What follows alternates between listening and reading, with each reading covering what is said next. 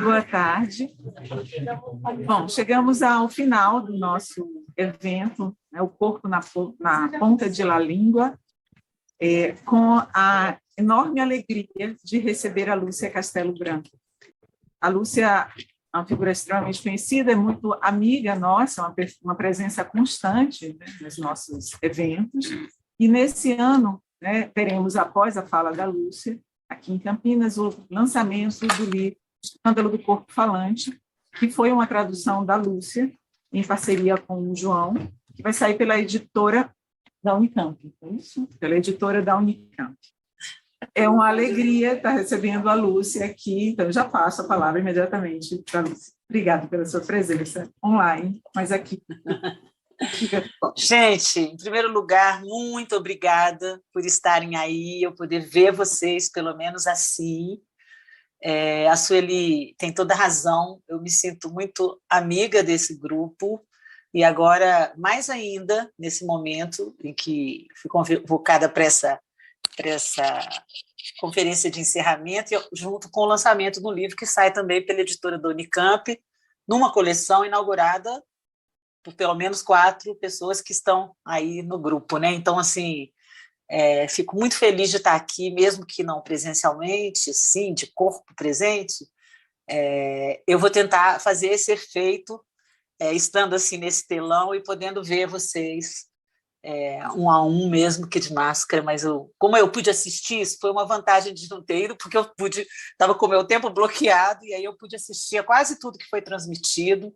Estou muito emocionada de ver ecos do que eu vou falar, no que vocês já falaram, e ecos do que vocês falaram também, no que eu vou vir a falar, né, a partir do que vocês disseram também. Então, eu só vou fazer, a Sueli já recebeu o meu texto antes, vocês já receberam, mas eu fiz só uma mudança que eu fui chamada a fazer agora, não mudança, um acréscimo que eu fui chamada a fazer. O texto tem uma epígrafe de Lacan, e não tinha nenhum outro epígrafe, mas depois de escutar tanto vocês aqui durante esses 3 dias, desde a primeira fala, que eu achei super importante, da Cláudia Lemos, que faz uma espécie do histórico do Outrart, desde antes de eu conhecer o Outrart, e eu também vou fazer um pouquinho do histórico do Outrart com relação a esse livro, que eu estou, né, cuja tradução a gente está lançando hoje. E aí, então, eu resolvi ler para vocês um texto. Na verdade, é uma conversa que Manuel de Barros teve comigo num livro meu, que ele escreveu dentro do livro, e vou ler um trechinho, porque eu acho que tem tudo a ver com o que eu escutei de vocês aqui, né? Ele diz assim: Lúcia, agora fiquei livre para ser escravo das palavras. Agora não preciso contar nada, não preciso comunicar nada, não preciso informar ideias, pensamentos meus.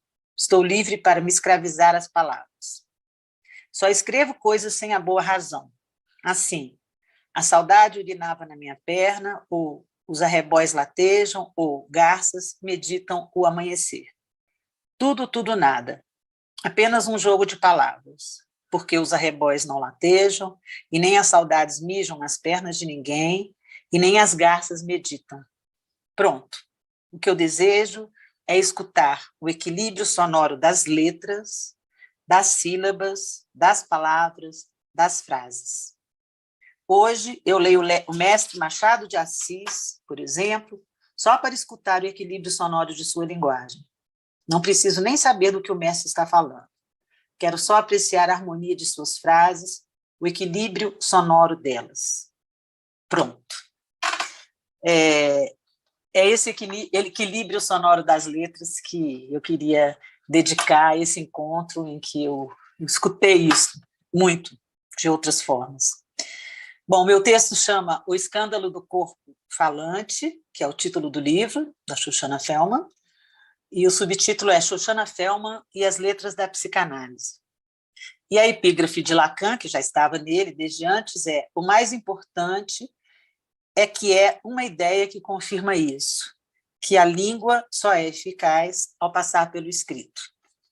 Quero, ao agradecer pelo convite que tão suavemente me fez Sueli Aires, para estar aqui hoje com vocês, mais uma vez, numa jornada do Outrart e do corpo-linguagem, falar da minha alegria por poder retornar à Unicamp, onde volto também com um livro de Xoxana Selma, traduzido por mim e por João Rocha, e com o entusiasmo de podermos, com essa autora, mais uma vez fazer um só corpo, em 3 línguas, em ato de tradução. Um corpo a escrever, como escreve Maria Gabriela Lençol, né? De uma vez só, um corpo a escrever.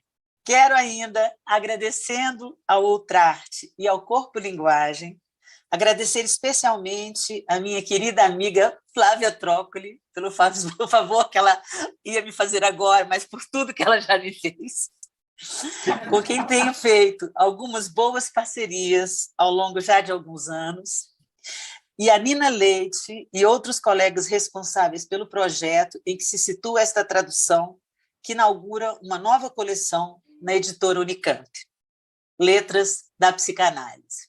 Ele já conseguiu, viu, Flávia? Já me avisou aqui. Cito-os aqui nominalmente: Betty Fuchs, Paulo Sérgio Souza Júnior, Marcos Lage e Nina Leite, claro. Cito-os nominalmente neste agradecimento, pois acho muito importante que os nomes não se apaguem, se quisermos fazer jus a uma história das ideias, dos conceitos e das edições, sobretudo quando se trata das letras da psicanálise, que tantas vezes fazem ato. Então, desejando fazer aqui um ato de linguagem que começa por uma provocação e uma promessa.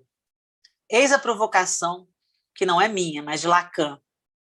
Já que se trata de tomar o desejo e que ele só pode ser tomado ao pé da letra, porquanto são as redes da letra que determinam, que sobredeterminam seu lugar de pássaro celeste, como não exigir do passarinheiro que ele seja, antes de mais nada, um letrado? Está na direção do tratamento, né? A promessa, que desde já nos conduz ao ato performativo, fadado a falhar, a primeira falha é essa, né? Eu não estou aí, eu dizia no meu agradecimento, agradeço por estar aqui de corpo presente mais uma vez na Unicamp. Então, a promessa que desde já nos conduz ao ato performativo fadado a falhar é a de me comportar neste texto que escrevo em meu nome, mas também em nome de João Rocha, meu parceiro de tradução, que assina comigo o prefácio do livro de Xoxana Feldman, lançado aqui hoje, neste evento, no Escândalo do Corpo Falante. A promessa é a de que encarnarei aqui a passarinheira letrada, que é, a meu ver, Xoxana Feldman, nas letras da psicanálise. E antes de nos precipitarmos na ideia de que a passarinheira letrada é aquela senhora de formação erudita nas letras românicas, a intelectual da escola de Yale, que levou Lacan aos Estados Unidos para as famosas conferências aos norte-americanos, deixemos-nos levar pela sugestão de Lacan de que o pássaro, se escrevesse, seria deixando cair suas penas. Está lá no Seminário 11, né? E pensemos na passarinheira letrada como aquela que se deixa dividir pela letra. No caso desse livro, pela letra de Lacan, mas também pela letra de Austin e, sobretudo, pela letra de Molière em seu Dom Juan. Porque esse livro é uma leitura que Xoxana Feldman vai fazer, né, com a ajuda de Lacan e Austin, do Molière, do Dom Juan de Molière. Encarnando, então, a passarinheira letrada Xoxana Feldman, gostaria de mantê-los por um tempo suspensos nesta promessa. Mostrar para vocês que corpo falante é não só uma expressão criada por Xoxana Feldman, e não exatamente por Lacan, mas um dos conceitos mais importantes dessa autora, que sim, nesse livro que ora pretendo apresentar a alguns de vocês, porque pelo que eu vi, muitos já conhecem, articulou pela primeira vez, na década de 80, a noção lacaniana de par-l'être, a noção de corpo falante, que ela mesma construiu. Desde então, como os nomes de toda grande invenção se tornam pregnantes, a expressão corpo falante se tornou bastante conhecida nos meios psicanalítico e literário na França, e quase que imediatamente também nos Estados Unidos, quando o livro, 3 anos depois, foi traduzido com um título que, curiosamente, escondia o corpo. Na primeira tradução de Escândalo, né, Le Scandale du Corps Parlant, ele surge em inglês com o nome de The Literary Speech Act, o ato literário de discurso. É o título que o livro recebe em 1983, em sua primeira edição pela Cornell University. Foi preciso que 20 anos se passassem e que toda uma teoria viesse à luz, inspirada pelos atos performativos de Austin, mas também pelos escritos de Shoshana Felman, como a teoria de Judith Butler, que trabalha diretamente com a Shoshana, para que o corpo retornasse na segunda edição do livro nos Estados Unidos, que então se intitula The Scandal of the Speaking Body, pela Stanford University Press, em 2003. Judith Butler, no pós-fácil, assinala muito justamente que nessa segunda edição o livro recebe de volta o corpo que havia perdido na primeira, e que isso é fundamental, pois não há ato de linguagem sem o corpo. Isso é uma citação, não há ato de linguagem sem o corpo, é uma citação da Judith Butler no pós-fácil. Toda essa introdução, antes mesmo de entrarmos no escândalo desse corpo falante, serve-nos aqui como uma espécie de anunciação. O corpo virá, o corpo retornará, mas menos como um corpo que fala, como era comum também na década de 80, quando as psicologias do corpo estavam em alta, com a ideia bastante banalizada de que o corpo fala, e mais como corpo que, por ser falante, é também falado. E se me permitem o trocadilho com os atos de Dom Juan e com a leitura que deles faz Shoshana Felman, é também falhado, pois é próprio do ato discursivo do homem promitente falhar, e assim construído e engajado pelos atos de fala. A genialidade de Shoshana Felman nesse livro é descortinar não só a existência desse corpo falante, construído pelo sujeito falante, em seus atos de linguagem, mas, sobretudo, a de relacionar o ato de linguagem ao ato psicanalítico, e ambos não exatamente ao campo do significante, como a noção de fala poderia, a princípio, sugerir, mas mais propriamente ao campo da letra. Assim, além do que comumente se lê nos comentadores de Lacan sobre o par l'être, quando situam aí, no centro desse neologismo lacaniano, apenas o ser esvaziado de ser, quer dizer, no par l'être, o que é lido comumente, isso é surpreendente, né? Por muitos comentadores, é a fala e o ser, mas não exatamente a fala e a letra, o ser como letra. A letra escapa, eu acho curiosíssimo isso. Assim, além do que comumente se lê nos comentadores de Lacan sobre o par l'être, Shoshana Felman vai sublinhar, nesse exato lugar da falta ser, a presença da letra. E isso explica, sem tantas voltas, não exatamente a presença de um corpo falante no centro desse neologismo, mas a presença de um corpo de letra e, portanto, de um corpo do ser letrado, o par l'être, bastante diferente do ser da ontologia. E por quê?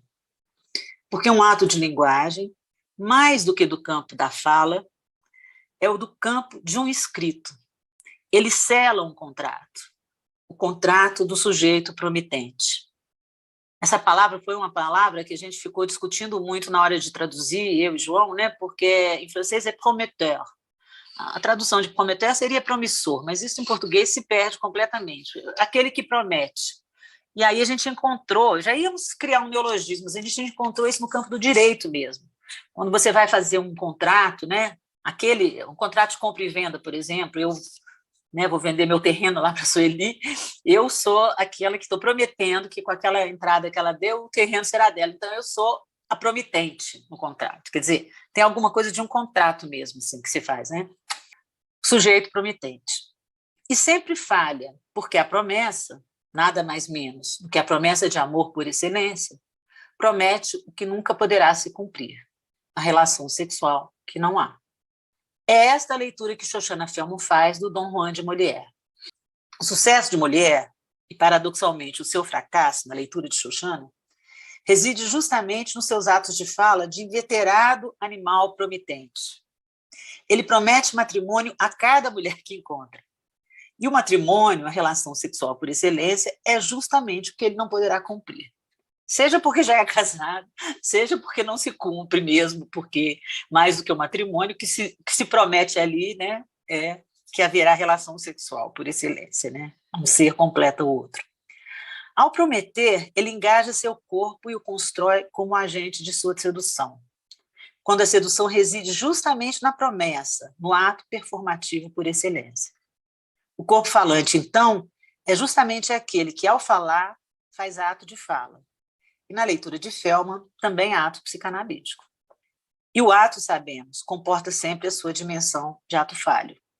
Impressionou-nos, na tradução desse livro, que Shoshana Feldman, como scholar que é, pesquisadora, estudiosa, faz todas as referências no seu texto, não esconde nada no sentido das referências, nos impressionou que ela fizesse várias citações de Lacan referentes ao corpo e ao par-l'être, mas nenhuma em que ele justamente se referisse ao corpo falante, usando literalmente a expressão. Impressiona-nos também que essa expressão aparece em Lacan muito poucas vezes, no Seminário 20, Ancor, apenas quando ele se refere ao mistério do corpo falante. Impressiona-nos ainda que essa expressão tenha chegado ao Brasil como um conceito lacaniano intrinsecamente relacionado ao par-l'être, articulado ao par-l'être, sem qualquer referência ao trabalho de Shoshana Feldman, mesmo que seja para dele discordar. Dizer, olha, ela fez isso, mas nós não vamos fazer nessa direção, não é nos atos de fala que estamos interessados, etc.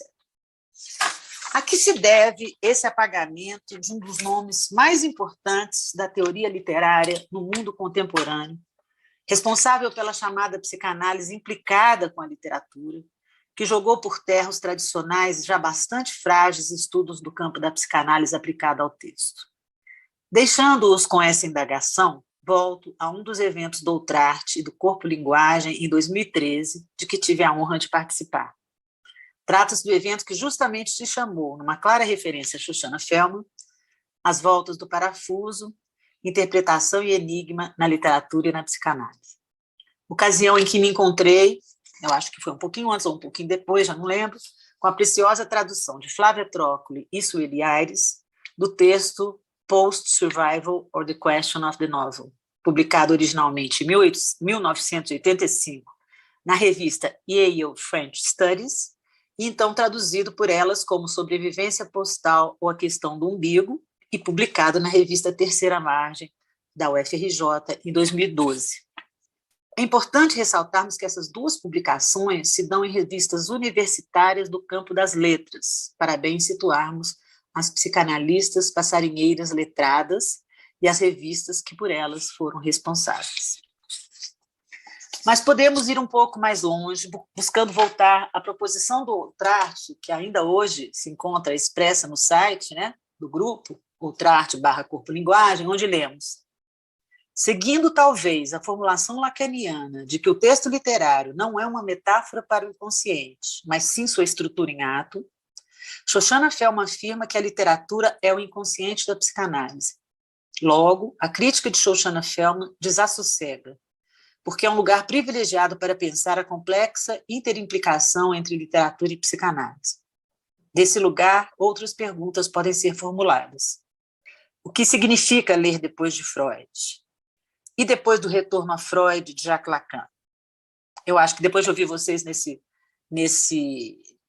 encontro, eu também acrescentaria uma outra, assim, o que significa ser pós-joyciano? Tanta gente falou, inclusive eu aqui. Eu achei interessante que muita gente falou isso, né? Tais perguntas afastam a autora daquilo que se chamou psicanálise aplicada, para redefinir modo de ler, modo de formalizar os encontros entre os enigmas e impasses literários e psicanalíticos. É pensando a constituição de modos de ler que se pode reavaliar tanto as leituras classificadas como psicanálise aplicada, quanto apreender dispositivos de leitura e análise que se fundam na psicanálise sem torná-la um modelo explicativo. Eu acho que o trabalho de vocês, ele começa com essa proposição, né, e ele se estende por essa proposição que ficou muito clara nessa jornada, assim, foi muito bonito escutar do lado de cá isso tudo. Então, em uma outra volta do parafuso, encontramos-nos novamente com Shoshana Feldman aqui, neste lugar, aí, neste lugar. E devo assinalar que o meu encontro pessoal e presencial com essa passarinheira letrada se deu em 2014, 2015, quando estive na Emory University, em estágio sênior, sob sua supervisão, e tive a honra de receber de suas mãos os direitos de tradução de La Folie et la Chose littéraire, e mais recentemente de Le Scandale du Corps Parlant. Mas não foram apenas estes os presentes que ela me deu. além de sua amizade e de sua transmissão, que muito me honram. Recebi dela o texto inédito em que ela conta sobre seu encontro com Lacan e que está publicado no livro que organizei, né, com os textos dela, Shoshana Felman e a Coisa Literária, Escrita, Loucura e Psicanálise, que saiu pela editora Letramento em 2020. Ao me trazer esse texto inédito, que está lá, né, que ela conta do encontro dela com Lacan, ela disse que nunca tinha conseguido publicar, que era para sair no Le Monde, não saiu e tal, e ela me deu e falou assim, it's a treasure, isso é um tesouro. Assim, e assim eu recebi. É como zeladora desse e de outros tesouros, e com uma correspondência direta com Shoshana Felman, que então me ocupei, ao lado de João Rocha, da tradução desse O Escândalo do Corpo Falante. Livro que ela praticamente colocou em minhas mãos para que o traduzisse, com medo de que alguns piratas, ela usou essa expressão, estou usando a expressão dela, entre aspas, assim ela se referiu aos que a tinham procurado, propondo a tradução do livro para o português, fizessem dele uma má tradução sem a sua autorização. Eu até tinha combinado com Flávia, né, Flávia, da gente traduzir What Does a Woman Want, e ela falou assim, não, eu queria que você traduzisse esse, porque esse eu tenho os direitos, e esse já me tentaram entrar em contato comigo, como se fossem seus amigos, e tarará. Ela estava com muito medo que esse livro fosse traduzido de uma maneira, não sei como ela imaginou que, bom, as pessoas iriam traduzir. Mas, na ocasião, eu ainda não supunha, nem ela, que o escândalo do Brasil teria sido justamente o de apagamento de seu nome, na cena da psicanálise, quando um de seus operadores de leitura é simplesmente sequestrado, sem qualquer menção a seu trabalho. Cabe aqui, então, neste momento em que ressuscitamos o corpo, depois de 2 anos de uma reclusão que nos obrigou a não nos vermos presencialmente, neste momento em que ressuscitamos uma certa ideia de corpo, que é aquela com que a psicanálise trabalha, mas não só a psicanálise, ressuscitarmos também o conceito de corpo falante, inaugurado por Shoshana Felman em sua articulação com o Parlettre de Lacan. É preciso, pois, como passarinheiras letradas, e aqui me refiro a Shoshana, a mim, a João Rocha, a Sueli Aires, a Flávia Trocli, a Nina Leite, a Cláudia Lemos e a tantos outros e outrartes deste grupo, trazermos de volta, numa outra volta, a letra de Shoshana Felman no campo dos estudos em psicanálise e literatura. E se escolho aqui o feminino para nos reunirmos, é menos por uma questão de gênero e mais porque gostaria já de retomar a ideia, que não é nova para ninguém, de que a letra é do campo do feminino e, portanto, não toda legível. Antes, porém, será preciso pensar no parlettre, não mais apenas como o falacer, mas como o por letra. É preciso pensar que um corpo falante é, acima de tudo, um corpo só de letras formado, um corpo soletrado, só letrado. É preciso pensar que, quando o corpo é falante, ele faz atos de fala. E esses atos têm a dimensão de letras que escrevem, definitivamente, alguma coisa nesses corpos falantes e no campo dos falantes. E que o que eles escrevem é justamente um outro corpo, o corpo só letrado.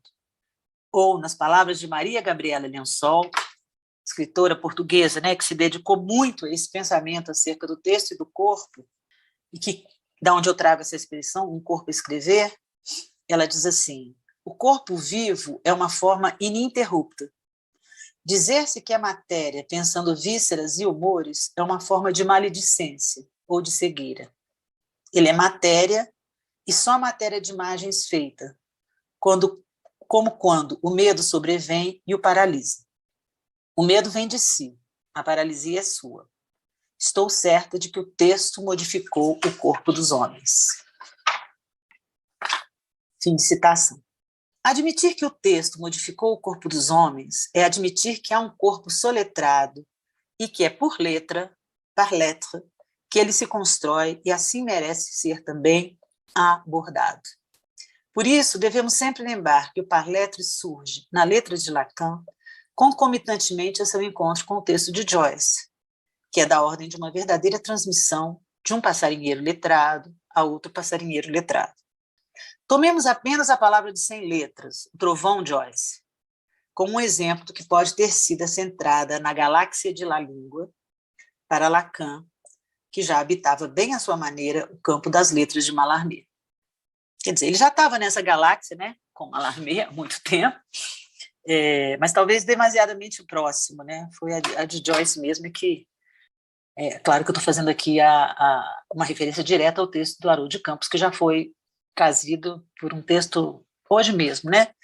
Que é o afrodisíaco Lacan na Galáxia de Lali. Mas não falemos apenas dos encontros com a escrita puzzle, como a de Joyce, que sempre encantaram Lacan. Pensemos também nos encontros do passarinheiro letrado com a escrita arrebatamento, como sabemos que foi o encontro de Lacan com Marguerite Duras. E como não, entre parênteses, sabemos ter sido o encontro de Lacan com Shoshana Felman, aquela jovem que ousava dizer a ele, depois de seus seminários, sobre o fulgor do que ele havia acabado de dizer, quando ele pensava não ter dito nada naquela noite. Nesse texto, né, em que ela me conta do encontro dela com Lacan, que ela conta, né, e que acabou caindo nas minhas mãos, ela não me conta, ela conta, ela conta isso, né, que ela, depois que eles se conheceram e que ele leu a dissertação de mestrado dela, ele a convida sempre para assistir os seminários. Ela morava em Estrasburgo, ela vai para Paris, assiste os seminários, anota os seminários, e quando termina os seminários ele vai jantar com ela. E normalmente, ele já estava com 70 e poucos anos, ela era uma jovem, assim, né, e ele normalmente estava sempre achando que não tinha dito nada, que tinha estudado tanto, que tinha tentado transmitir, não tinha conseguido transmitir nada. Ela falou, olha, ela sempre dizia para ele, olha, tem muita coisa que eu não entendi, mas isso foi genial. Aí ela falava alguma coisa que ela tinha escutado no seminário e ele dizia, é mesmo, eu disse isso, que ótimo e tal. Era um pouco assim, ela trazia de volta para ele aquilo que ele havia dito e que nem sabia que havia dito, de algum jeito. Isso se deu na década de 70, quando ela inicia a escrita de O Escândalo do Corpo Falante, publicado em 1980 na França. Ela leva, em geral, ela é muito lenta para escrever, ela leva, em geral, uns 10 anos ou mais para escrever os seus livros, ela me falou. E lembremos que as conferências de Lacan, os norte-americanos, se dão no ano de 1975, a convite de Shoshana Felman. E então, voltemos ao Corpo Falante de Felman, uma citação do livro. O escândalo, segundo Austin, remonta, então, à lógica performativa do dom que não se tem. Dom que não se tem, entre aspas, citação de Lacan, né? Pela qual, por outro lado, Lacan define precisamente o amor. O escândalo, em outros termos, é sempre, de uma certa maneira, aquele de uma promessa de amor. Aquele mesmo do insustentável, ou seja, ainda e sempre o escândalo, dom juanesco por excelência, do animal promitente, incapaz de sustentar sua promessa e incapaz de não fazê-la, impotente ao mesmo tempo para cumprir o engajamento e para não se engajar, jogar acima de seus meios, jogar precisamente com o diabo, o escândalo do corpo falante que, de sua falta a si e aos outros, faz ato e faz a história. Se o escândalo do corpo falante faz parte da lógica performativa do dar o que não se tem, a lógica performativa do amor, segundo Lacan, amor de transferência, né? Podemos pensar que o ato de linguagem, para sempre faltoso, implica a construção de um corpo falante, de certa maneira falhado pelo significante, mas sustentado pela letra, cuja presença se mede não exatamente pelo sucesso ou pelo fracasso do ato, mas pela força da insistência do ato insensato de escrever. E isso eu estou colocando entre aspas, porque essa é uma formulação do Mallarmé, né? O ato insensato de escrever, como Mallarmé o chamou. Eu achei tão interessante, quase todo mundo nessa jornada, né? Nesse encontro aqui, citou Mallarmé. No Brasil, são raros os trabalhos que articulam o pensamento lacaniano ao pensamento de Austin. Não por acaso, é também no livro de um passarinheiro letrado que vamos encontrar importantes articulações entre os atos de fala, tal como definidos pela teoria do performativo em Austin, e o significante. Em Atos de Fala, do psicanalista Jairo Gervásio, encontraremos esta formulação. O ato psicanalítico, por que não é um ato de linguagem? Eu acho estranho que se diga significante ato, porque significante é ato. Jairo Gervásio, nesse livro, na página 94. E mais adiante, quero crer que as formações do significante, atos falhos, sonhos, xistes e sintomas sejam exemplos de atos ilocutórios. o que ele está totalmente fundado na teoria do Austin, né, para falar dos atos ilocutórios. É precisamente essa a hipótese formulada no livro de Shoshana Felman que nos parece claramente comprovada em sua conclusão, quando a autora, retomando as coincidências entre as teorias de Austin e de Lacan, afirma a materialidade do corpo falante com estas palavras: eu diria que é num sentido paralelo à descoberta matéria/energia que Austin descobre a unidade singular do ato de linguagem, pequenos pedaços de frase, locuções, átomos do corpo falante. Quantas vezes, né, aqui nesse encontro, vocês se referiam à língua dessa maneira, né? Ninguém usou essa palavra átomos do corpo falante, mas é bonito, né, essa expressão. E a energia ou a força de enunciação desse espaço do indecidível entre matéria e energia, entre as coisas e os acontecimentos. E aí, ainda, a energia só se obtém pela explosão dos átomos semânticos. O ganho de força só se efetua ao preço da perda ou da explosão da matéria significante. Trata-se, então, na descoberta austiniana, como, aliás, na descoberta freudiana, da intuição de nada menos que um novo tipo de materialismo. Ela grifa isso.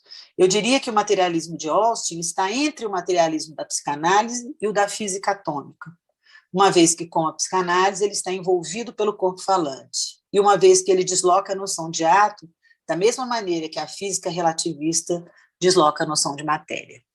Fim de citação.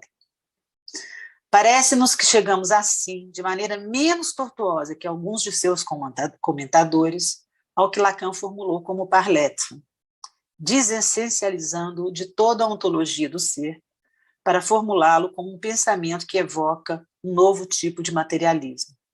Pois a verdade é que o que se condensa no par-lettre não é o corpo e a palavra, mas o ser e a fala, evocando antes o ser falante que o corpo falante. No entanto, sabemos que há aí um corpo que retorna, não mais como um ser, mas como letra. Um corpo só letrado, justamente no mesmo momento em que Lacan se encontra com o texto de Joyce e formula um outro conceito importante, que é o conceito de symptôme com H. É por uma letra, par lettre, por letra, que o sintoma com H não é o sintoma sem H. É também por ser um corpo letrado e não exatamente um corpo significantizado, que o corpo falante de Shoshana Felman se encontra com o par-lettre de Lacan. O insucesso do inconsciente é o amor, sugere Lacan em seu seminário 24, de ce qui c'est d'une bevue sai amour, proferido em 1977, porque na língua de Felman, sem nenhuma ressonância, né, dessa beleza que o Lacan constrói, pode ser lido como o fracasso do corpo falante é sua promessa de amor. Também o corpo falante em Felman desloca-se em sua nova forma de materialidade do significante para a letra. Lembremos que sua formulação, como a de Lacan sobre Joyce, parte de um texto, de um corpo só letrado, o Dom Juan de Molière. E se formos suficientemente ousados, como os buscamos ser na literalidade de nossa tradução, seguindo a orientação da própria autora, diremos que o corpo falante é letrado na medida em que, ao prometer, ele assina seu contrato de animal promitente, prometteur, penhorando um valor que jamais será restituído, pois trata-se de um dom que não se tem. É também em importante formulação em O Homem Tem um Corpo, outro livro de Jairo Gervásio, que, sem atribuir a Lacan a autoria do conceito de corpo falante, e referindo-se à expressão pouquíssimas vezes, ele assinala, Jairo: a substância do ser é a fala, o ser é ser falante. Vem daí o fala-ser que irá substituir o inconsciente de Freud. E mais adiante leremos: se no início de seu ensino Lacan dissocia linguagem e corpo, a partir de Ancor e de radiofonia, ele introduz a conjunção dos dois, avança na ideia de que a linguagem premia um corpo. Encontrar no mar das línguas uma palavra que faça ressoar no seio de uma língua estrangeira, se não os mesmos significantes, uma melodia, um tom, um timbre próximos, talvez seja o prazer de um tradutor. O nosso certamente passa por aí, porque na trilha de Lacan, Acreditamos que a língua só é eficaz ao passar pelo escrito, la langue. Mas o escrito, por sua vez, só é verdadeiramente escrito quando faz ressoar la langue, a língua.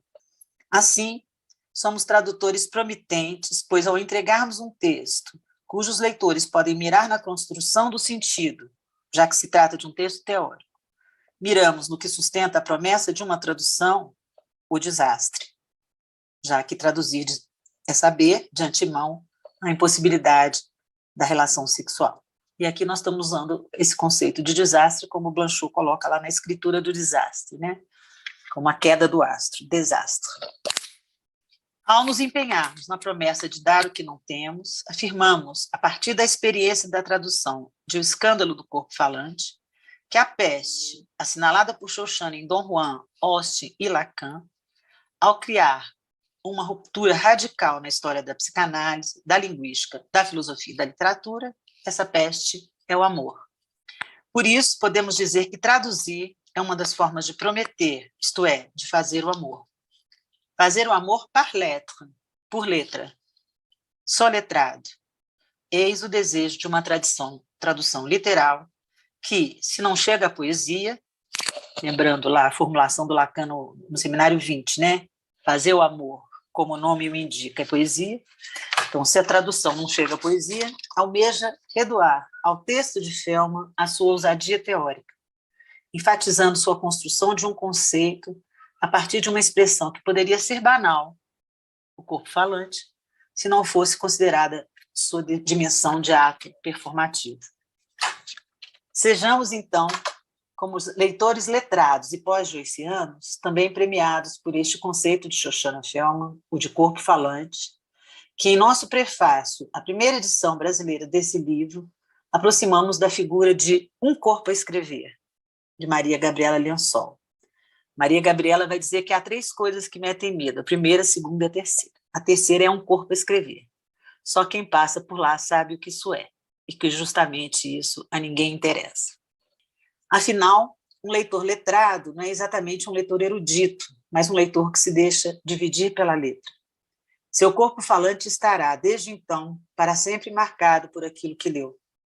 Como tradutores desse livro, a quem coube devolver a Shoshana Felman o lugar de autora de alguns conceitos fundamentais do que temos chamado de psicanálise literária, coisa literária, corpo falante, embora leitora amorosa, mas crítica de seus autores preferidos, não desejamos mais que o retorno à sua letra literal em nossa tradução.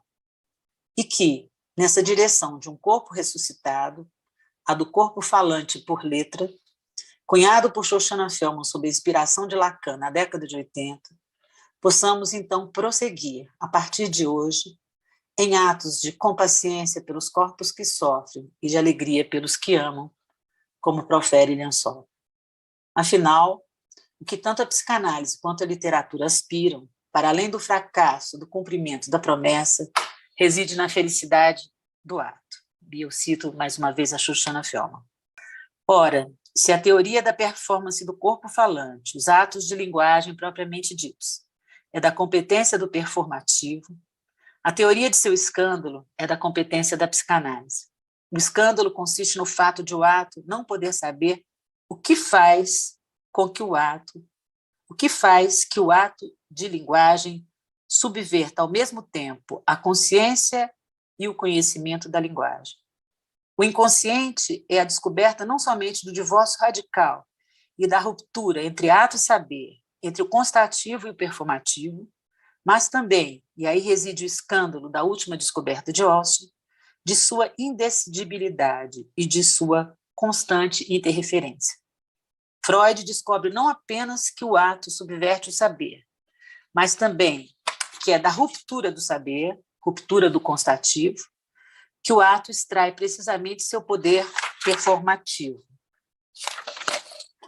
que é precisamente o saber que não pode se saber, que no homem faz ato. Se a subjetividade é, então, uma luta cognitiva, constativa, para controlar uma série de infelicidades performativas, o problema da cura analítica torna-se justamente este: como transformar as constatações, um aumento de saber, em ato. Como transformar o aumento cognitivo em ganho performativo? Pois a psicanálise, como performativo, é, antes de tudo, uma busca de felicidade, uma pesquisa sobre a felicidade do ato.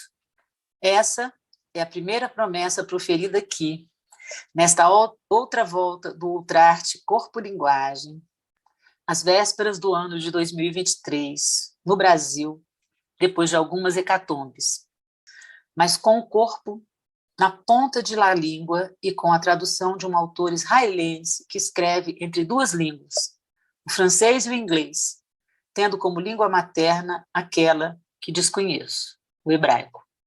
Como ela também desconhece a minha língua, mantemo-nos equidistantes, ou como prefiro, distantes como a palma da mão. E assim, como passarinheiras letradas, vamos deixando cair nossas penas. A essa felicidade do ato, que resulta agora em uma tradução amorosa, chamamos tão somente amitié.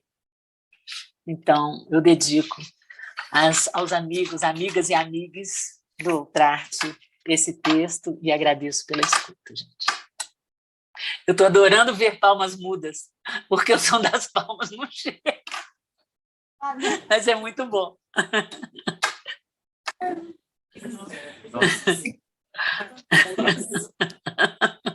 Minha querida Lúcia, que delícia te escutar. Né? Ai, ainda bem que eu consegui chegar um pouquinho, né? Pelo menos, assim. Puseram um rosto bem grande, assim, né, na tela. O seu canto de passarinheira. Seu canto de passarinheira letrada. Que bom poder. Eu que agradeço. Foi uma honra e uma alegria estar aqui e também escutar vocês esse tempo todo, assim, pelo YouTube. Eu não sei se vocês tiveram acesso, mas eu fiquei escrevendo lá o tempo todo, Nina, comentando. Acho que não, né? Porque vocês estão aí presentes, então eu conversava comigo mesma, mas conversando com vocês também.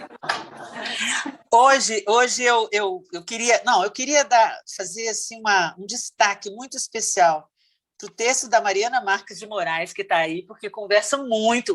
O de vocês, eu já sei que a gente ia conversar, porque a gente se conhece, né? O da Nina, achei maravilhoso, o da Sueli, o da Flávia, mas a gente está sempre trabalhando de alguma maneira de tão longe, tão perto. Agora, a Mariana não conhecia, eu acho. Achei o texto dela muito especial, porque é uma leitura também, né, desse livro da Xoxana, né? Uma leitura muito, muito interessante.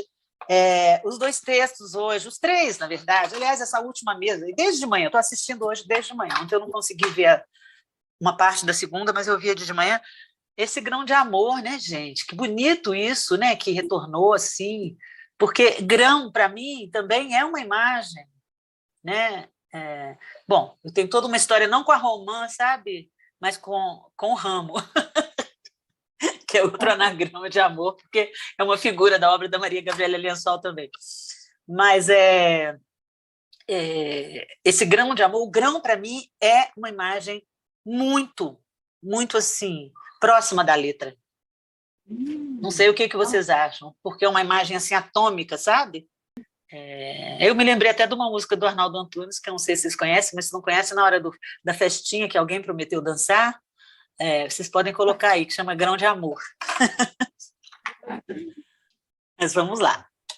Vamos lá. Eu vou começar só para a gente ir aquecendo e trocar algumas ideias com duas coisas que ficaram ecoando. Né? Uma primeira que é a frase famosa, né, que toda demanda é demanda de amor, né, do Lacan.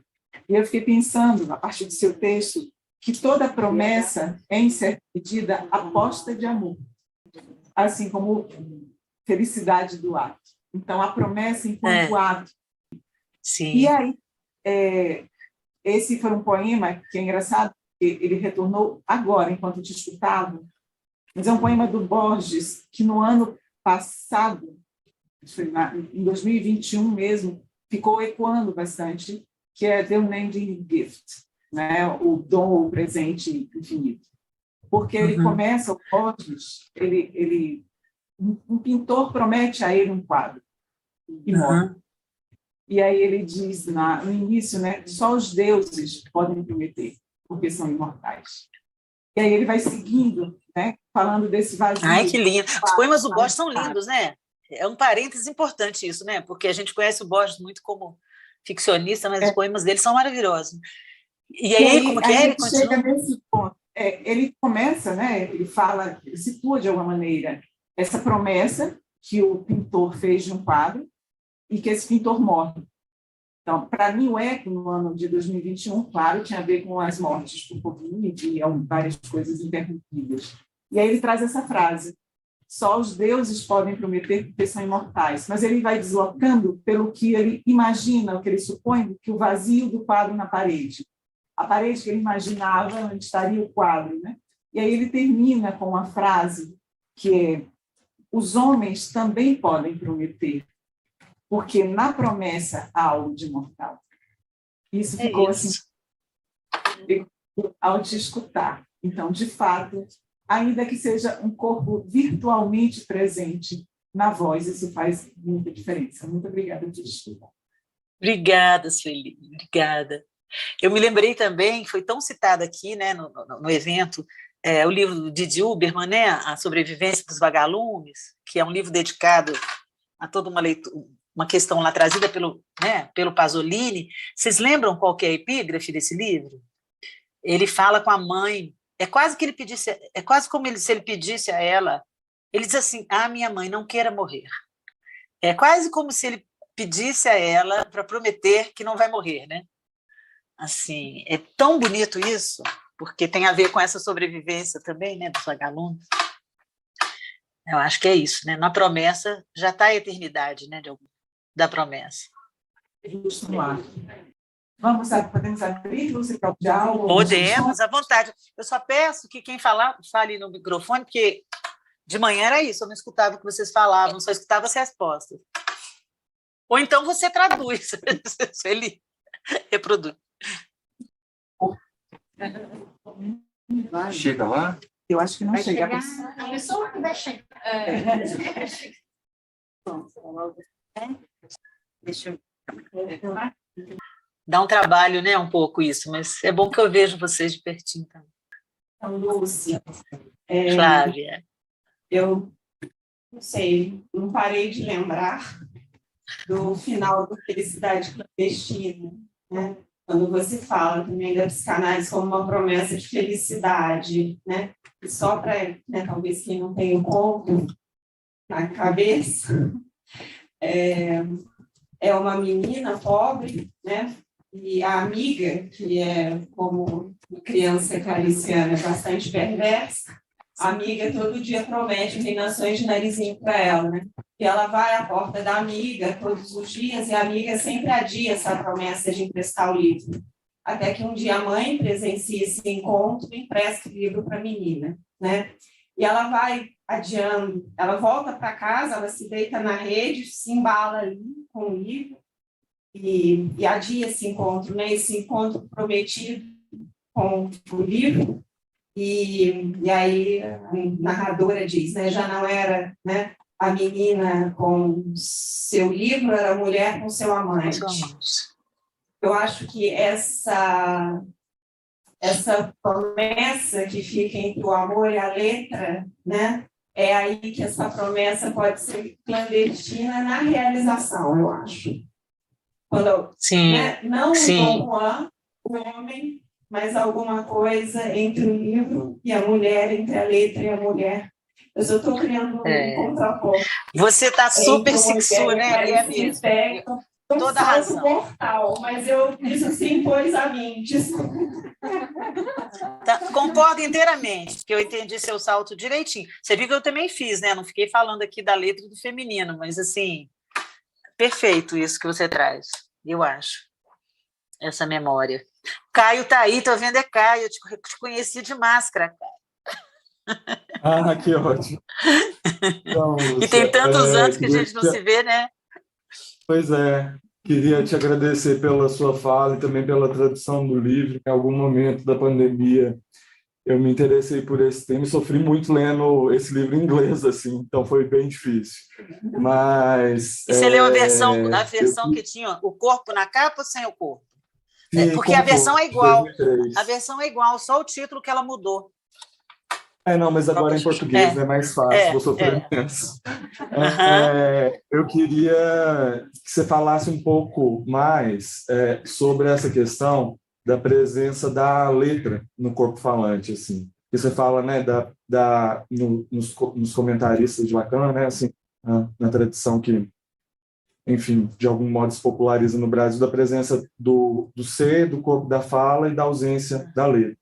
Queria te ouvir falar um pouco mais sobre isso, para pensar, por exemplo, a presença do corpo nos textos que a gente lê. Assim, eu não sei se eu consigo elaborar muito mais a pergunta, mas era mais te ouvir falar mais sobre isso. Sim. Bom, vou te falar até onde, o que foi que me intrigou e até onde eu sei, né? Assim, sobre isso. E o resto a gente pode imaginar. É o seguinte, bom, houve um seminário, né, que foi um seminário proferido por Jacques Alain Miller sobre o corpo falante, né? E, de alguma forma, essa expressão se viralizou, não só aos que são seguidores, assim, digamos, dessa leitura que o Miller faz, e ele faz a aproximação entre o corpo falante e o par-lettre, né? Ele faz essa leitura. Então, eu não assisti esse seminário, mas eu li toda a revista Silicé, em que aparecem os textos desse seminário, porque eu fiquei nessa pesquisa mesmo, assim, engajada, até escrevi um e-mail para a Xoxana para ver se ela me esclarecia alguma coisa, e ela me esclareceu. Enfim, fiquei engajada nisso, procurando no Lacan, em outros momentos que aparecia isso, fora do Seminário 20, tentando pensar assim, se ele fez do corpo falante um conceito como ele faz do par-lettre, por que no par-lettre ele não retoma a palavra, por que não é corps-lettre? Entendeu? É claro que par-lettre é mais feliz do que corps-lettre, assim, como expressão, mas por que o corpo, o significante desaparece? Tarará, tarará. O que me surpreendeu muito, bom, primeiro me surpreendeu, mas isso não foi tanta surpresa, é que não houvesse nenhuma menção a esse trabalho da Xoxana, porque foi um trabalho que fez muito sucesso, a ponto de ser 3 anos depois traduzido. Ok, as pessoas podem não querer ir pelo campo do performativo, isso, né, não interessa, mas de qualquer jeito cunhou-se, assim, sabe, um significante que foi esse, corpo falante a partir daí. Também sabia que essa era a época em que eles jantavam, conversavam, que ela estava escrevendo, que ele pedia para ler o que ela estava escrevendo e tal. Mas o que mais me impressionou não foi isso, é como nessa leitura, e eu não vi, e só posso dizer isso assim à vontade aqui com vocês, porque eu vi o quanto vocês estão desde o princípio, e eu resgatei isso na fala da Cláudia, como foi importante a passagem do campo da linguística para o campo da literatura. Eu penso que ela situa aí uma passagem, e ela faz essa passagem de Lacan para Joyce também, entendeu? Assim, então, acho que ela situa aí alguma coisa que aconteceu, que foi... Por que a literatura foi tão importante? O que a literatura trouxe que a linguística não teria trazido ou não permitiu que se trouxesse? A gente sabe que a linguística ela trabalha prioritariamente com o campo da fala, e não o campo da escrita. E mesmo quando trabalha com o campo da escrita, letra não é um conceito da linguística, tampouco da literatura, porque quem dá testemunho para a gente da letra são os escritores. São os escritores, nos seus textos, que se dedicam. Assim, o grande teórico da letra, e não acho que foi por acaso que vocês citaram tanto, é Mallarmé, no campo da poesia. Mas é por isso que eu li aqui também, mas na poesia mesmo, né? E é por isso que eu li aqui essa citação do Manuel de Barros, que diz assim, eu queria escutar o equilíbrio sonoro das letras. Quer dizer, essa junção aí da letra com a voz, com o campo da voz, né? Todos os textos de Mallarmé, de algum jeito, o mistério das letras, alguém lembrou da crise do verso aqui, todos eles estão falando disso. Então, o que me espantou foi que nenhum desses textos, nenhum da revista Silicé, fizesse uma leitura em que se escuta a letra aí no par-lettre, entendeu? Se escuta o ser, e tem aquele trabalho enorme para dizer que o ser é o ser esvaziado de ser, e que é o corpo que retorna e tal, mas não se escuta. Por que talvez, então, não pensar numa tradução bem literal, par-lettre, por letra, entendeu? E aí, pensar nesse ser só letrado, desse ser, não é que não existe significante, né, gente? Mas esse ser letrado, esse passarinheiro letrado, por isso que eu fui buscar lá no Lacan essa citação, né, que ele... Por que é Freud que é o passarinheiro letrado? A gente pode saber que Freud escreveu muitíssimo mais que Lacan, né? Freud era desse campo de homem de letras, mesmo que fosse um homem de letras do século XIX. O Lacan teve essa leitura, ele viu isso ali, né? Então, eu acho que é isso, a gente precisa... E vocês... O que eu percebi, principalmente nessa jornada que eu pude escutar muito, né, não estando falando, né, assim, só escutando, é que vocês estão nessa investigação há muitos anos sobre a letra. E eu acho que é uma investigação mesmo. Não é simplesmente ficar falando assim, a letra é o suporte significante, depois não foi mais, depois... Porque é uma investigação que passa pelas letras, pela escrita, e pelo que aquilo da fala. Tem muitos textos aqui que foram apresentados nesses 3 dias que tocam nisso, né? Aquilo que aliás, o texto da Sueli, eu acho um texto primoroso nesse sentido, não é à toa que a psicose ali aparece, né? O seminário 3 ali aparece, talvez seja um seminário, porque a psicose, a gente quase pode dizer que ela se dá por escrito, né? Que permite com que Freud escreva um texto célebre sobre a paranoia sem ter conhecido, né, pessoalmente o Schreber, assim, sem ter atendido o Schreber, né, a partir de um livro, que, aliás, é um livro impressionante, né, Sueli? Que todo mundo devia ler. Que, aliás, também tem, né? Toda vez que o Schreber fica menos chato naquele livro, são os pássaros miraculosos que falam com ele. Fiquei pensando se...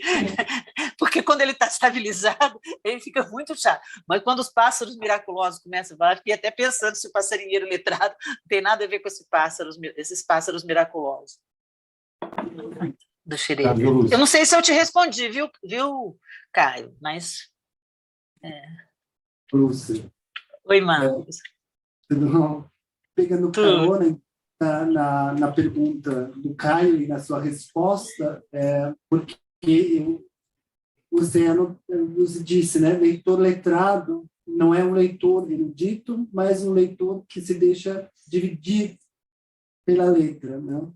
Então, eu queria perguntar se eu te entendo bem, ou seja, essa opção pelo dividir seria porque, ao mesmo tempo que ainda deixa ressoar, digamos, o cindir, o litoral entre 2 partes, mas também o despedaçar, ou seja, em muitas partes. Olha, eu estou fazendo aqui eu não li as notas, né? Mas eu estou fazendo aqui uma citação de um texto que Eduardo Vidal, a gente até transcreveu esse texto, mas nunca publicou ainda, né? Porque Eduardo demora 50 anos para terminar um texto, mas assim, foi uma conferência que ele fez no Centro Cultural aqui de Belo Horizonte, que a gente pediu, ele fez um certo estudo assim, do percurso da letra em Lacan. E aí ele foi discutir essa frase, né, tão discutida já, né, que uma carta chega sempre a seu destino, né, e discutindo a diferença entre destino, destinatário, e pensando também nessa leitura que Lacan faz de um texto escrito, que é o texto do Edgar Allan Poe, o destino não necessariamente é o destinatário, mas é o leitor que se deixa dividir pela letra. Esse é o destino de uma letra, né? Porque nem todos... se deixa é forte, né? Mas é assim, consente, né? E o consentir é exatamente... Na minha escuta, isso que você colocou, é perceber que a letra, essa borda é esse litoral, né, entre o simbólico e o real. Eu acho que os poetas, eles não só consentem, né, eles experimentam isso. A gente encontra esses testemunhos, a gente... isso, né, que a Lençol escreve, ninguém sabe o que é um corpo escrever, só quem passou por lá sabe o que isso é. Essa operação de letras, não precisa chegar na poesia concreta para entender isso, não. Isso a própria experiência do poético traz isso, né? Mesmo na prosa, né? E isso que você falou, né? Que você falou, e a Xoxana também, uma certa indecidibilidade, entendeu? Assim, entre esses campos, assim. Não é à toa que aqui foram um texto da Sueli, eu me lembro, mas mais de um texto aproximou essa dimensão, né, do escrito de uma certa dimensão louca, né? Assim, O Manuel, né, não é à toa que eu fiquei lembrando dele, assim, para trazer, porque o Manuel, ele diz isso, né, uma das definições dele num poema, que a poesia é quando as palavras enlouquecem. E ele diz, eu sou um ser letral, né, eu escuto o equilíbrio sonoro das letras. Então, o que é isso, né, senão um certo vacilação, assim, do sentido, né, para que alguma coisa se produza nesse lugar. Alguém também, nesses últimos textos da mesa, vocês evocaram, né, o Didi Uberman, nessa questão do vazio. Eu me lembrei que nesse texto em que a Lençol fala ninguém sabe o que é um corpo escrever, ela diz também quem há que suporte o vazio? Talvez ninguém, nem livro. E aí coloca esse campo de letras nesse lugar que vai suportar esse vazio. Assim. Acho bem interessante isso. Acho que é isso que a Xoxana... A Xoxana é das letras, né? Está trabalhando com isso há muito tempo, né? Diga lá. Quem está sentadinha aqui, que eu chamei, né? Foi você que eu chamei, não foi? Você é Você me chama? Você é a Mariana Marques de Moraes, não? Não. É porque... Ô, gente, a pessoa de máscara é uma pessoa diferente, né? Olha aqui, ó. Vou ficar assim para vocês verem, não é? É muito diferente, né? Sim. Mas eu te vi também. Diga lá, você é? Patrícia, tudo bem? Patrícia. Tudo bom, Patrícia. Eu fiquei um pouco curiosa com essa grafia da Lençol, um corpo escrever, tudo junto, né? Você sabe como que é? É um junto separado, você já viu como é? Então, eu não sei. Então, deixa eu te dizer. É o artigo indefinido, C-O-R-P, apóstrofe, A, apóstrofe, escrever sem o E. Escrever. Um corpo a escrever. Então você pode falar um pouquinho sobre isso? É tudo junto. Hã? Você pode falar um pouquinho mais sobre isso? O que essa grafia escreve?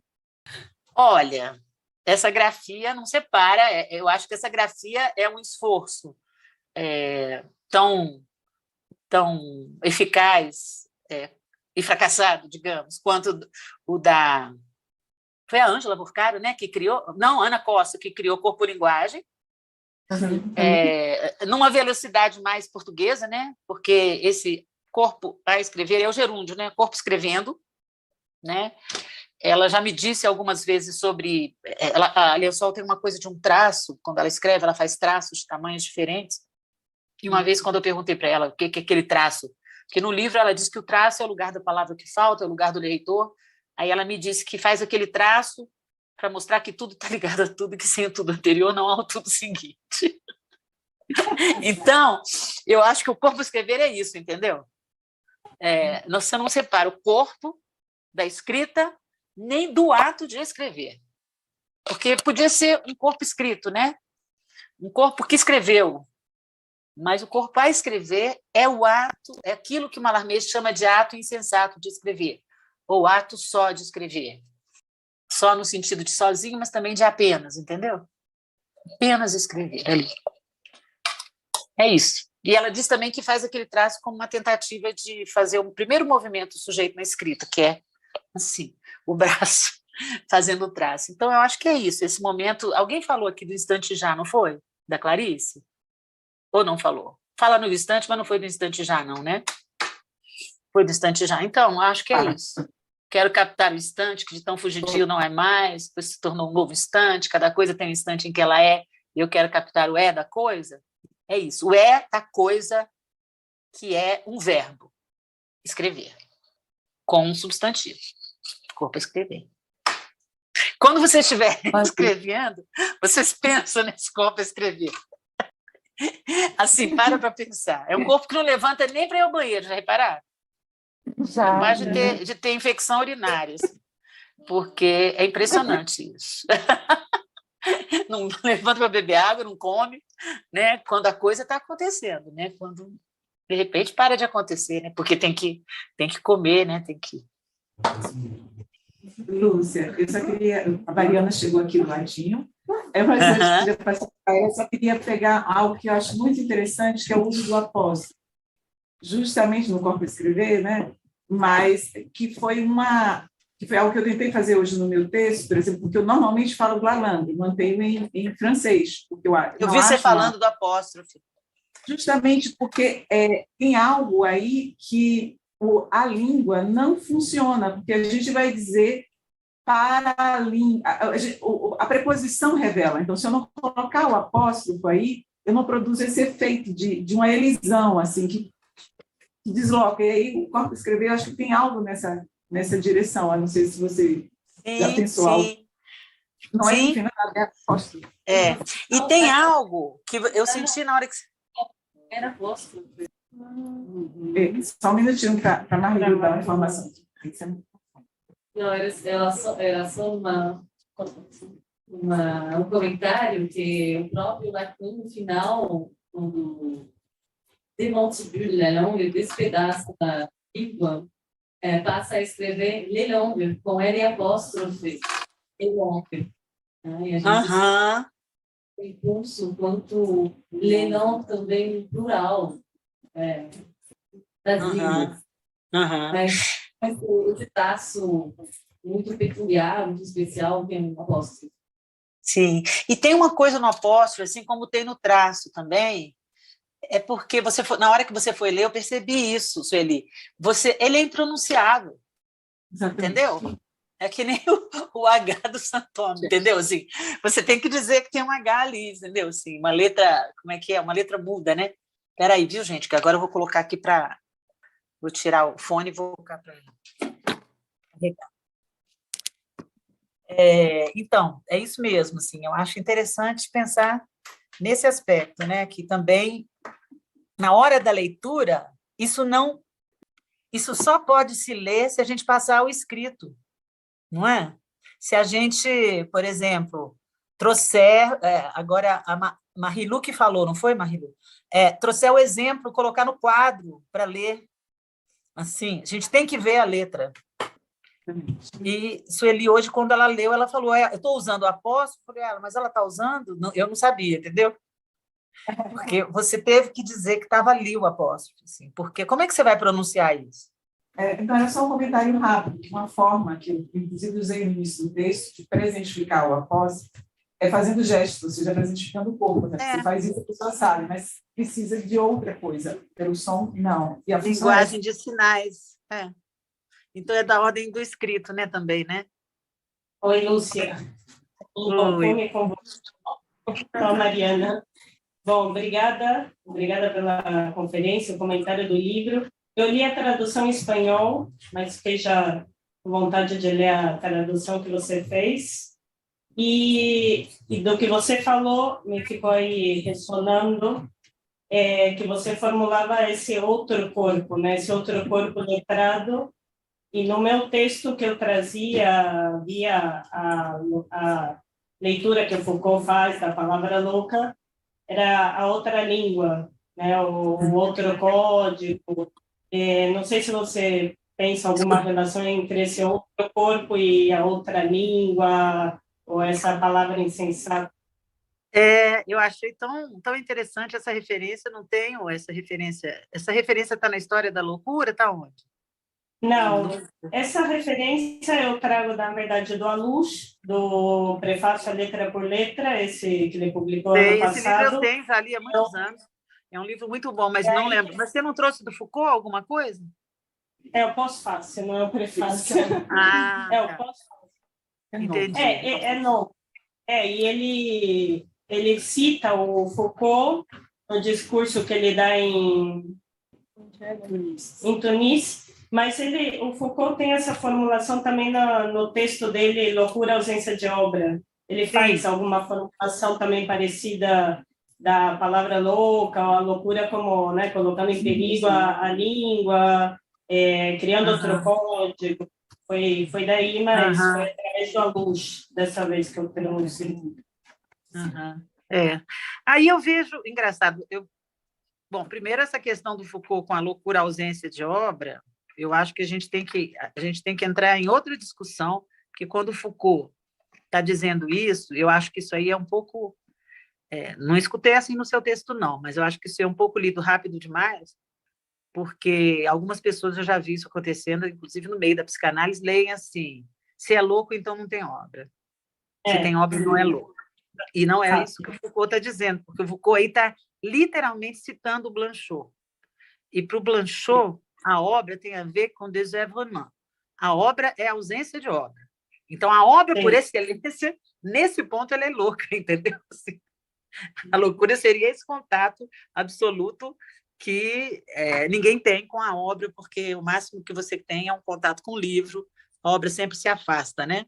Então, por aí, pensando numa outra língua que é muito comum, porque tanto o louco quanto o poeta, quanto, já que Sueli lembrou do Borges, né? Tem um texto do Borges que eu adoro, que é o Funes o Memorioso, não sei se vocês conhecem, que ele vai criando uma outra língua, porque ele vai tendo uma percepção. Então, sempre se trata de criar uma outra língua no seio, Deleuze vai dizer isso, de uma língua maior, né? Isso que é o lance, né, do idioleto manuelês arcaico, e também na loucura, né? A singularidade de cada palavra, de cada... Agora, não pensei ainda, você está associando isso a essa ideia de um corpo letrado. Eu não associei, pois eu falei outra língua e você falou outro corpo. E daí eu fiquei com essa pergunta, se é possível associar. Eu falei, na verdade, acho que é possível a gente pensar assim, porque o campo da letra, né, sem dúvida, é um campo em que, se a letra faz borda com o real, né, entre o simbólico e o real, é um campo que, na loucura, se a gente puder pensar, né, ele está mais aberto. Agora, não é só na loucura, né? Se a gente pensa também eu lembro lá do Lacan, na terceira, quando ele fala, depois de ter insistido várias vezes que o real se demonstra, mas o real não se escreve, ele diz assim, mas é verdade que as mulheres exprimem, ele usa esse verbo, exprimem muito bem o real.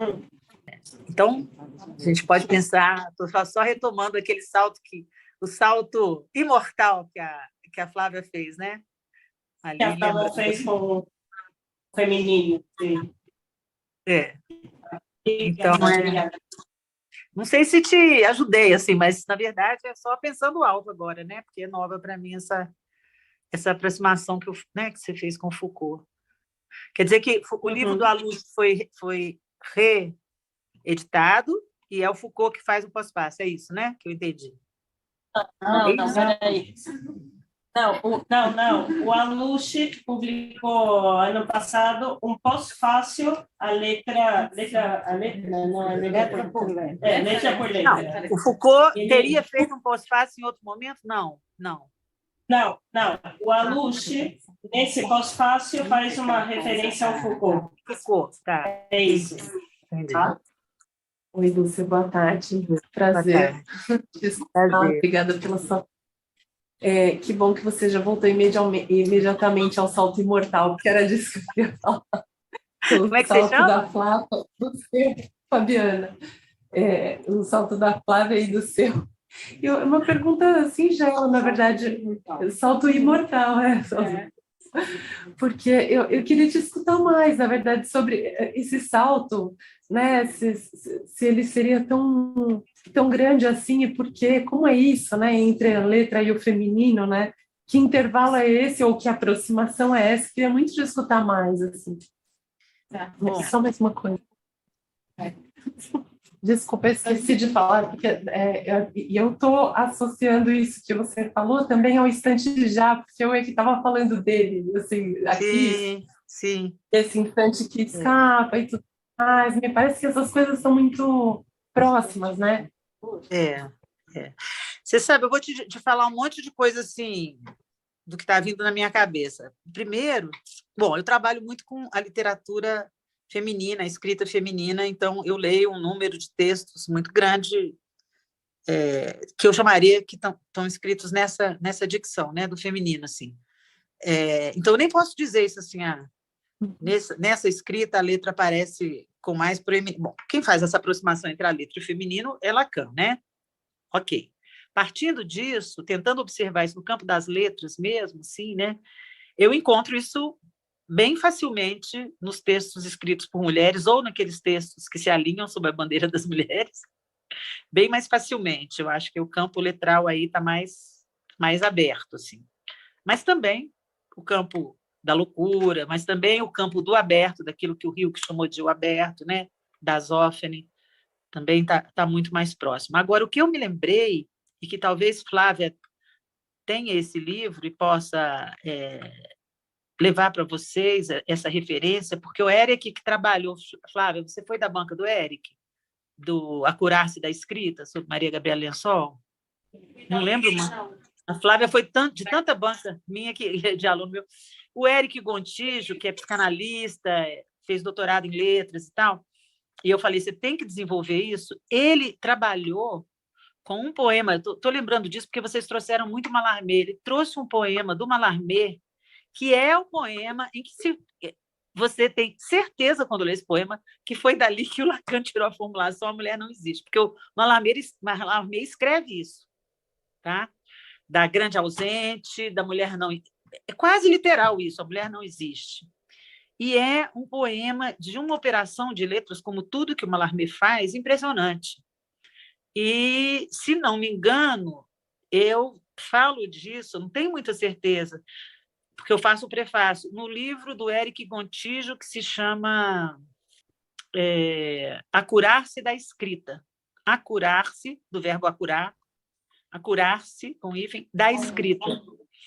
É um livro muito bom esse trabalho dele. E quando eu tinha orientado a tese, eu tinha tudo, mas isso não tinha me saltado aos olhos, entendeu? A tese virou um livro um pouco diferente, mas, enfim, é a tese de doutorado dele. E aí eu me dei conta, falei, gente, Eric, ele fala aqui disso, sabe? E é uma mulher que não existe, que faz uma operação ali, sabe?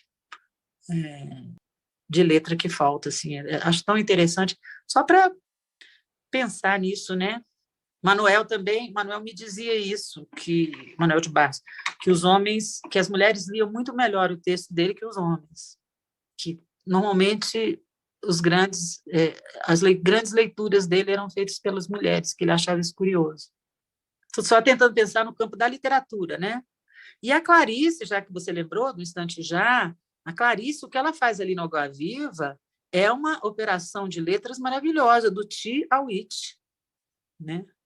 Ela está o tempo todo falando para um tu, que era de mim para ti, e aí ela revira, né? Esse ti, que é o it, né? Que é essa placenta, que é esse núcleo opaco, assim, né? Que é muito legal se a gente pensa assim, só na operação, né? Lúcia, sou eu, Nina. Que vontade então, de dar um abraço. Eu também. Olha só, Lúcia, contente de te escutar. Estou muito contente que o livro está saindo hoje. Pois é, vocês vão ver antes de mim, me contem, tá, gente? Isso saiu. Nós fizemos tanta revisão nesse livro. Então, mas eu fiquei aqui com uma questão que é assim, quando você falava do Austin, né? Do final da teoria dele, ou eu acho que isso está até no livro mesmo, quando falar é dizer, em que há um desfazimento da diferença do constativo com o performativo. Você nomeou isso como uma indecidibilidade que aparece, né? É ela que nomeia, né? A Xoxana, é a leitura da Xoxana. Então, como é que essa indecidibilidade incide sobre essa ideia da promessa que é sempre falhada? Pergunta difícil. Espera aí, como... É porque a promessa, eu entendo assim, a promessa ela é falhada na mesma medida em que ela é proferida. Tipo, como eu achei bonito, porque a Sueli fez um deslizamento assim, ela falou assim, aposta, ela não falou promessa. Não foi, Sueli? Eu escutei. Então, assim, na mesma medida em que ela é também um ato de fé, sabe? Um ato de fé. Sim. Sim. Por isso que é uma indecidibilidade mesmo, entendeu? Assim. Então, mas veja bem, isso é o que faz a distinção entre um constativo e o performativo, e o ato performativo. Então, quando ele faz desaparecer ou desfaz essa diferença e vai tratar até mesmo o constativo como um ato performativo, como é que fica, então, ou se tem alguma incidência, estou falando para a Shoshana Felman, né? Dessa indecidibilidade no que respeita ao ato, ao ato que promete e ao ato psicanalítico. Não sei se é algo que ela trabalha, né? Não, não. Ela desconsiderou completamente isso aí. É uma questão importante isso. Ela não trouxe isso para o livro dela, não. Como se isso fosse... Você está trazendo como se fosse uma injunção quase paradoxal, assim, é isso? Exatamente. Porque a partir dessa possibilidade, não há mais possibilidade de você fazer uma diferença entre o que é performativo e o que é constativo. Se dissolve isso no limite, né? É porque também eu acho que a Shoshana vai trabalhando de um jeito muito... Quase estou chamando o João para responder isso aí. Essa parte mais linguística, assim, a gente leu o livro todo, discutiu tudo, e eu fiz a tradução mais da parte psicanalítica do livro, a parte 2, e ele da parte mais linguística, né? Assim, que é a primeira parte do livro.